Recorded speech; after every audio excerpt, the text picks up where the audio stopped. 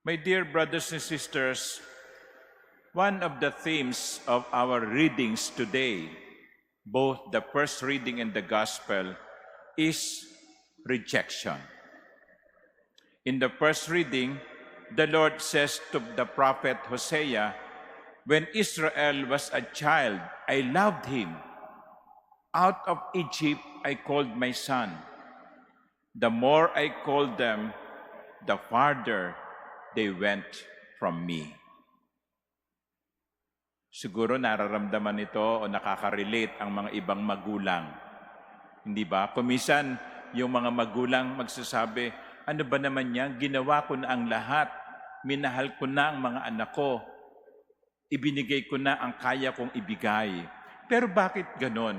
Parang lumalaki silang hindi ko sila pinalaki ng maayos. That's the feeling of some parents.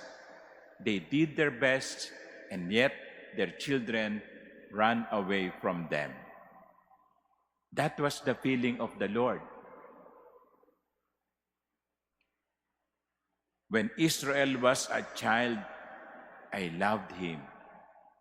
But sadly, Israel rejected that love.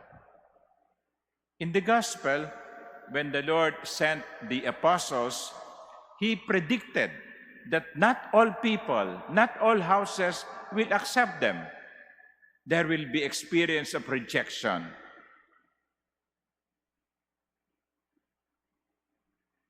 I think we can also relate to this. We have experienced rejection in our lives. Rejection of forgiveness. We offer forgiveness, it was rejected. We offer love and concern, it was rejected. Ang hirap kaya o ang sakit kaya ng tanggihan. Nagmahal ka, pero hindi tinugon ang pagmamahal mo. Nagpatawad ka, ngunit tinanggihan ang iyong pagpapatawad. So in the face of these rejections that we experience, what should we do? Well, first, from the first reading, remain as good and kind as we are. The Lord in the first reading said, I will not give vent to my blazing anger.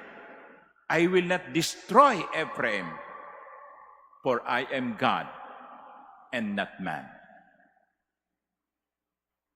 The first lesson when we are rejected is to remain kind.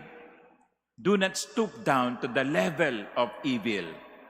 Hindi yung, tinanggihan niya ako, tatanggihan ko rin siya. Ginawa niya ako ng masama, gagawan ko rin siya ng masama at higit pa. No. The Lord in the first reading is saying, remain kind. Remain godly as you are. I will not give vent to my blazing anger, says the Lord.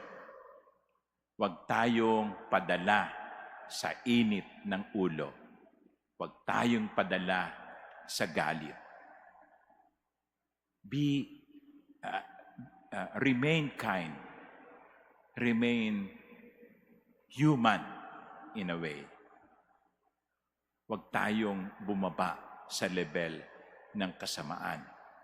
That's the first. And the second, coming from the gospel, the second advice is to move on. Move to the next house. Tinanggihan ka dito, lumabas ka. Lumipat ka. Tinanggihan ka dito, lumipat ka sa ibang lugar. And somehow, somewhere, there will be a house that will accept you. There will be a person that will accept you. You love and your love was rejected. Go to the next person. Be loving.